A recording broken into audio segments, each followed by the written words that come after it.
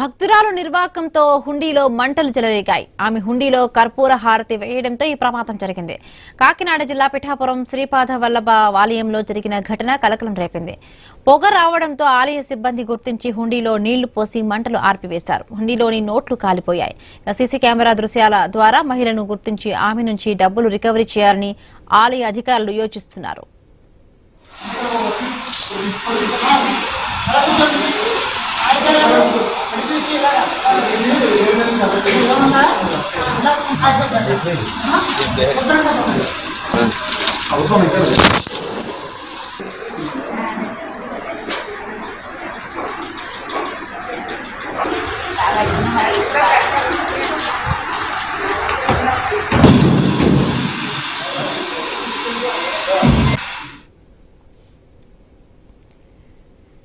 భక్తురాలు నిర్వాకంతో హుండీలో మంటలు చెలరేగాయి. ఆమె హుండీలో కర్పూర హారతి వేయడంతో ఈ ప్రమాదం జరిగింది. కాకినాడ జిల్లా పిఠాపురం శ్రీపాద శ్రీవల్లభ ఆలయంలో జరిగిన ఘటన కలకలం రేపింది.